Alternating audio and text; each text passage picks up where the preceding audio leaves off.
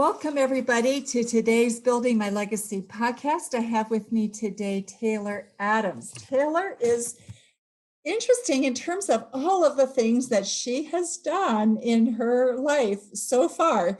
And looking at you from my perspective, if you've done this much in this short a period of time, think of what you're going to do with the rest of your life. So she's been a very, very busy person. She came out of a business background, worked in operations, and then has gone on to developing a real estate investment company, and then also an investment group and network for women, which she is doing online and servicing people in many different ways. So she comes from a very interesting perspective. She has this real estate background, the background in operations, background in women's networks and investing. And so, Taylor, if you would just share your story, how you got to all of this, and then we'll get into some of what you've done and what it can mean for our audience. Perfect. Wonderful. Well, thank you so much for having me today. I'm really excited to share and to have this conversation. So my journey, I always wanted to be my own boss. I always wanted to own my own company ever since I was young. I never really was okay with the traditional path, even though I worked in a corporate setting for a number of years after college. So my career path took a little bit of a turn. I was working in higher education um, for a number of years, launching campuses across North America and Europe, and I loved it. It was so much fun interacting with students, creating programming, really taking businesses, small businesses, I guess you could say, to the next level. And so that was where my passion really grew. But there was something missing in that I wanted to be able to have more control over the work that I was doing and what I was putting out. So my husband and I had started a few different small companies over the beginning of the 2000s. He's a software engineer, so we were like, let's make an app, let's make a this, let's do something with technology. But that wasn't really our passion. And so we kind of stumbled into real estate. And we didn't realize that it was necessarily something that we would be interested in. We purchased our first home, and it was a multifamily. And the thinking was, well, we'll buy a two-family property, we'll live in one unit, and then we'll rent out the other portion of the house and have the tenant pay a portion of our mortgage.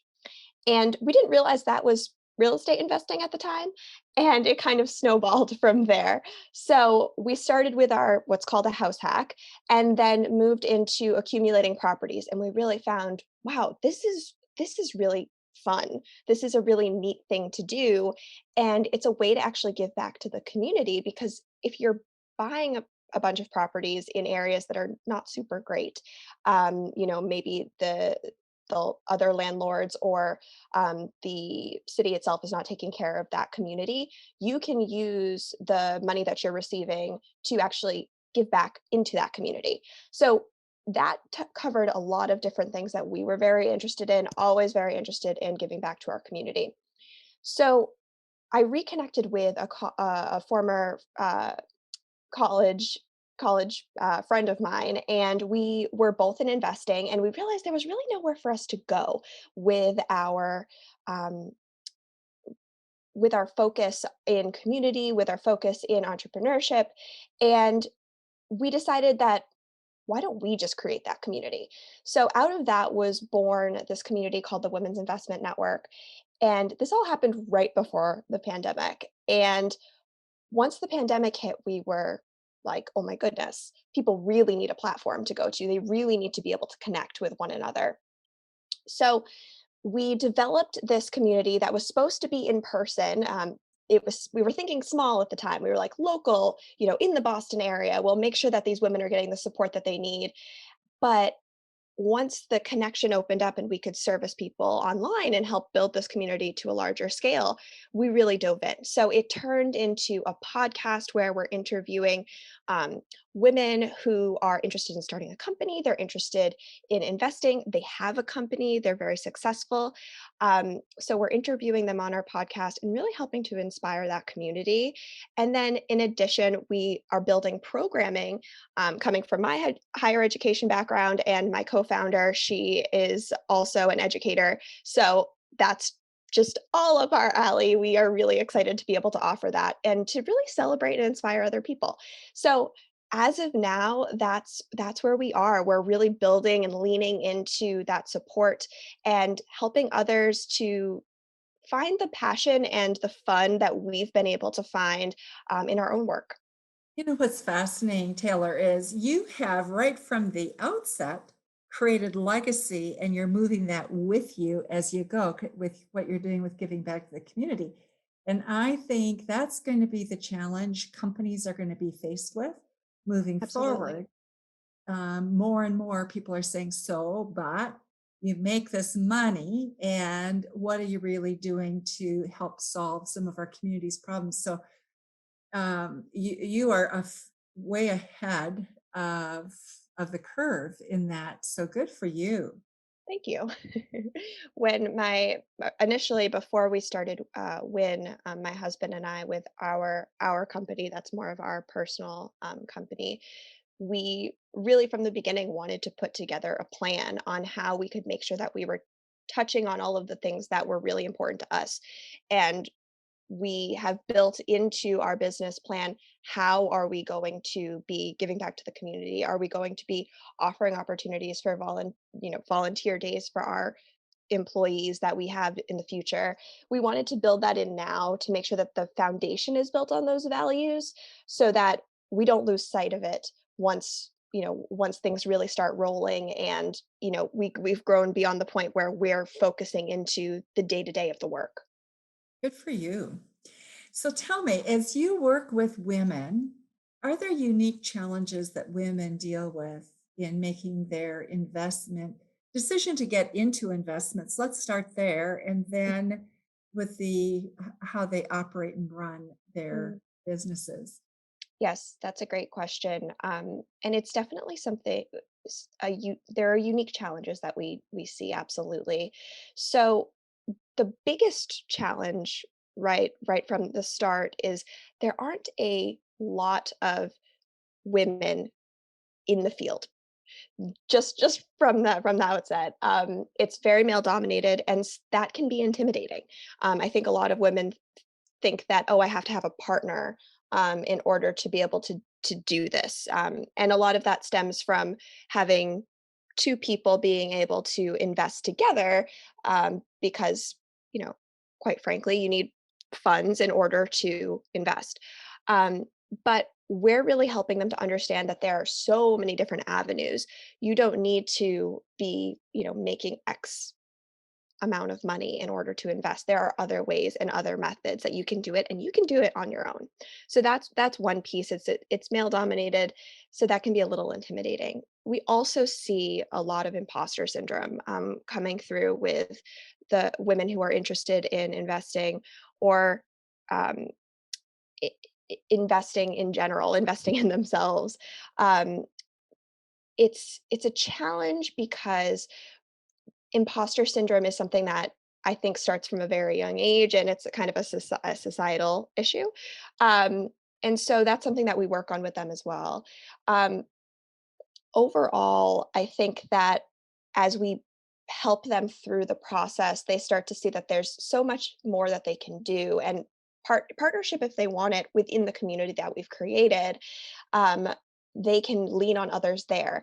So it's really about helping them understand that there is accountability and there is support within a community and a network, and it doesn't have to be something that is you don't have to go it alone, and you don't have to think that you don't have the ability to do it, because you absolutely do have the ability and the tools to do it, and the resources exist. And so that's what we've been trying to bring to the women in our community, to help them see all of the opportunities in front of them and help them overcome those obstacles that they feel are standing in their way.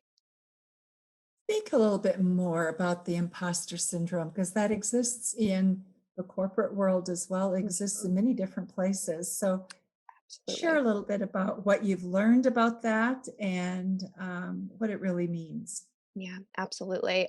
You are spot on. Working in the corporate world, I personally experienced imposter syndrome. I would sit in a meeting of all men and I was the only woman, and I would sit there and I'd be like, "Okay, I'm going to ask my question now. I'm going to ask it. I have an idea. I'm going to say it."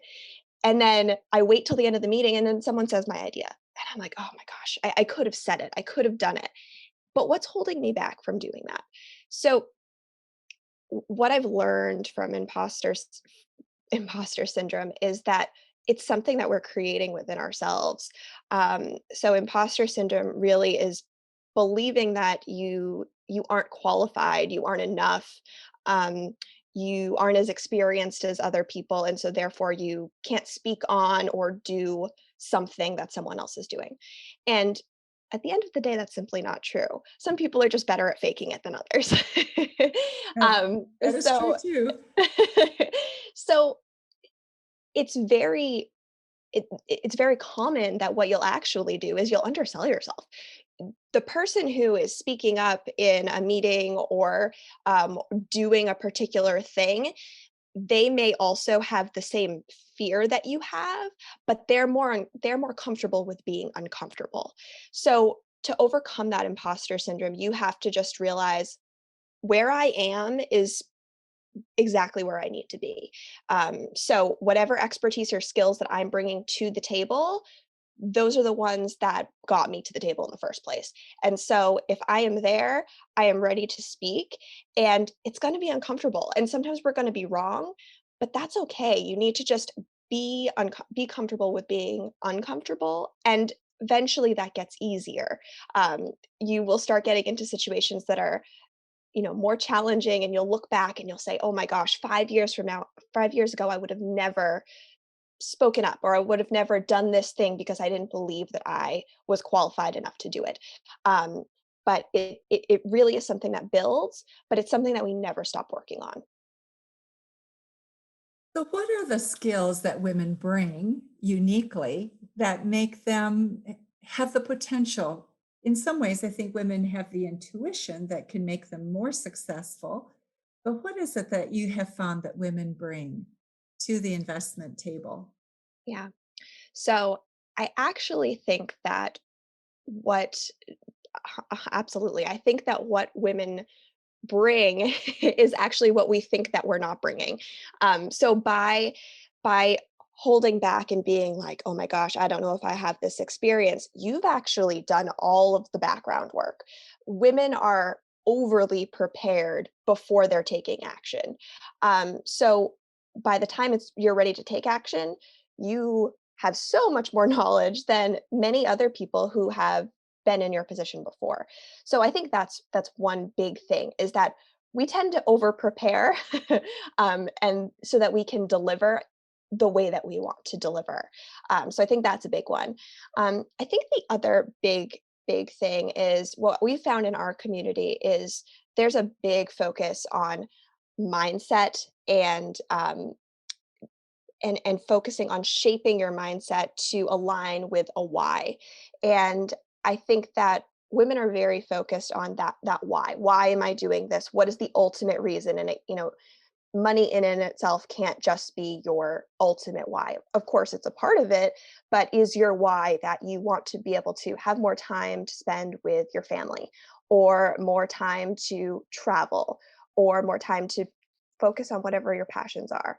And I think because they come from a place of focusing on that mindset and focusing on that piece that's a little bit more personal, I think when they bring that to investing, when they bring that to a business, it gives a different perspective. And diverse perspectives and experiences are so important, coming to any new venture, whether that be investing or business. And so I think those are some of the skills and different attributes that I see women coming to the community with.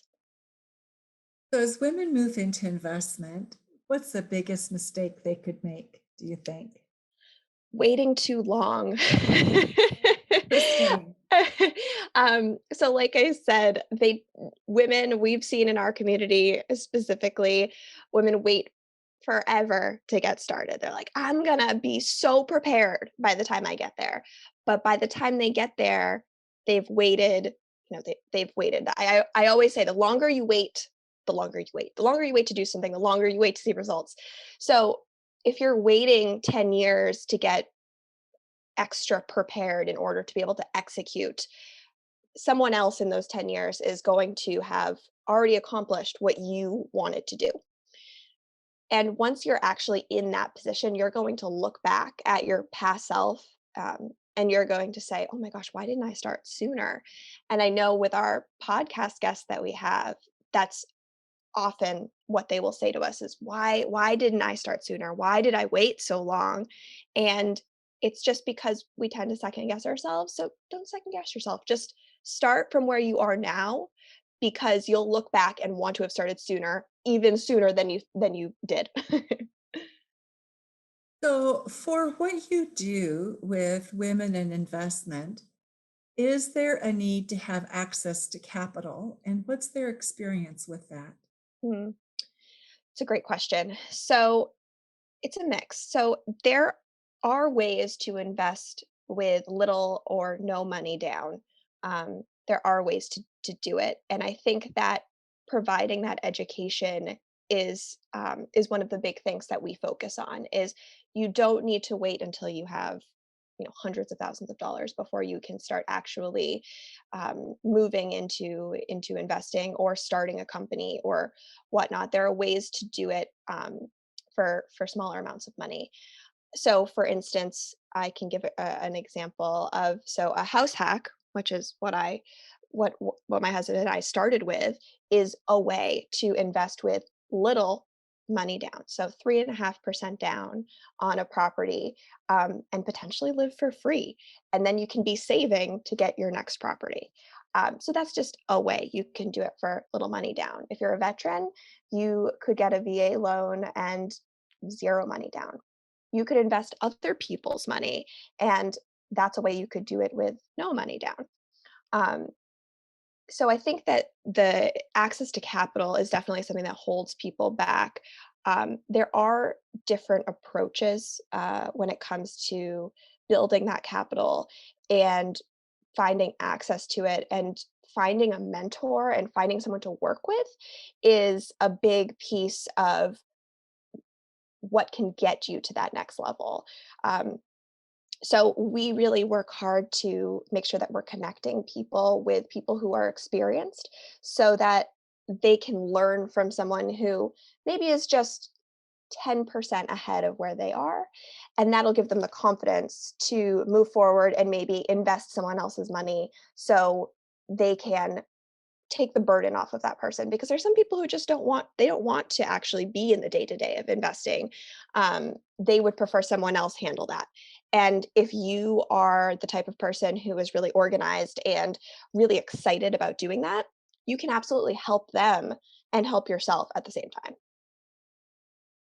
So for you, Taylor, as you have been on this journey, what for you have been some of your biggest learnings?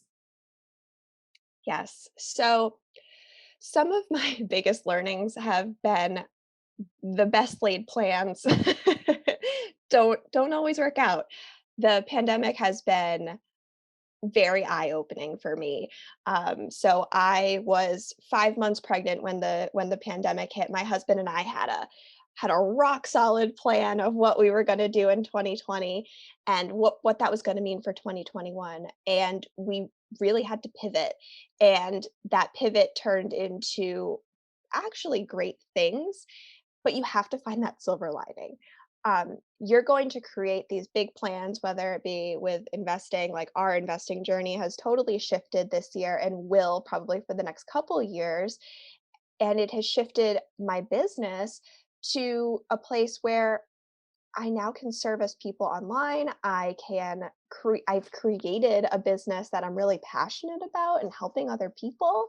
Um, so I think the biggest learning is that don't be afraid to pivot.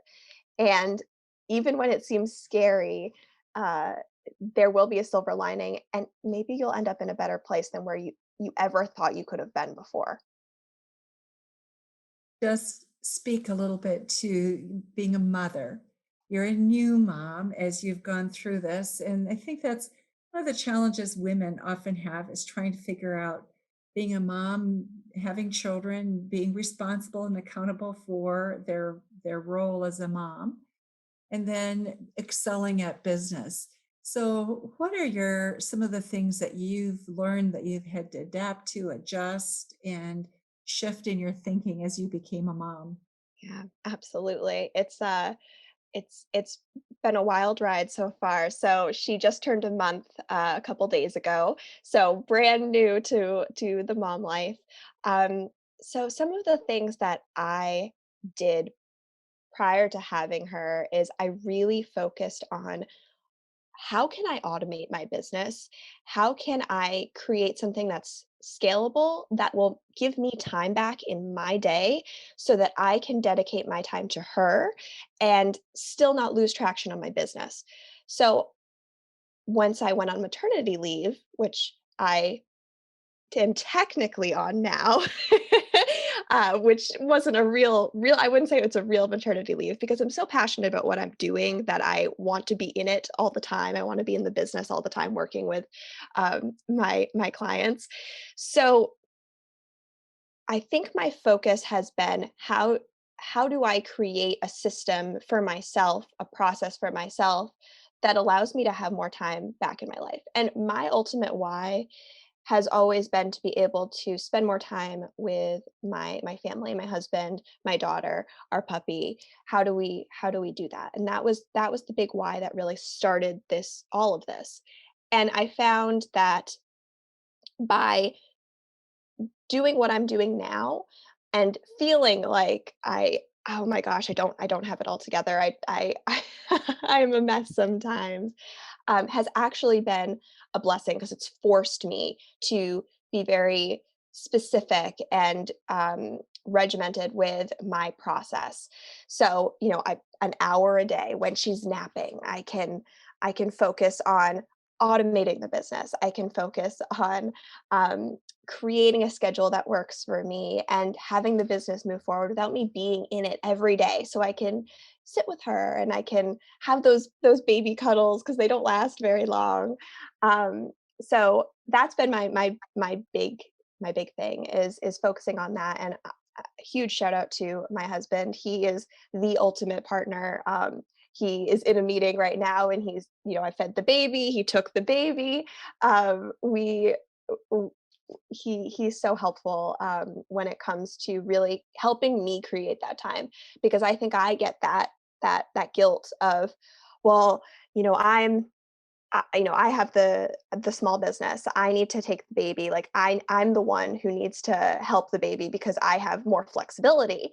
And he will say to me, Taylor, no, like she's my daughter too, and this is my responsibility as well. I will take the baby. She can sit with me during a meeting, I'll warm up a bottle. Don't worry about it. And that's really helpful for me because I would just do it all if if given the option. So creating that schedule, creating that automation, and then I have a rock star partner. So I'm just extra lucky. I think what you're saying about giving yourself permission is one of the hardest things that especially women struggle with. And I think many times we wait for somebody to give us permission to give Mm, ourselves permission. so true. So having that in your life is great. Taylor, our time is almost up. I just would like to know anything that we have missed that you think we should be talking about that's important to people. Yeah. So I would say that one thing that I would just like to say to others who are trying to start a business or trying to get into investing or they're an entrepreneur or they're thinking about being an entrepreneur, um, don't be afraid to start. Don't be afraid to just to do the thing that you're passionate about. Um, because as we've learned from everything, uh, time is limited and we need to do the things that we're passionate about. Um, and find that community that's going to support you uh, to do it. Having a community, having a coach, having a mentor, all of that it's huge. It And is. it actually saves you so much money down the road. Absolutely. But it's a hard one to learn because early on you count every penny and you think, no, no, not now. But now is when you really need it. Absolutely. It's so, so true. That was one of the reasons that we started our program. We were like, we've gathered all this knowledge. We've done the years of research and work. Let's put it all in one place so that people can access it and they don't have to go searching for all these different resources that we've put together already for them. So you're dead on. It's so important to just invest the money in doing that education because someone is literally laying it out for you. They're going to help you get to that next level. Taylor, thank you so much for being with us today on Building My Legacy podcast. And I appreciate your perspective on how you pull it together as a new mom, as a woman who's looking at investment, who's really also looking at how do we take our companies and be fully responsible by giving back. So thank you so much Thank you for for having sharing me. all of that with us. It's been a pleasure. Thank you. Thank you for watching my video. Don't forget to like, subscribe, and click the bell button above. Leave comments. We'd love to hear what you think. And visit our other social media links as well. Thanks much.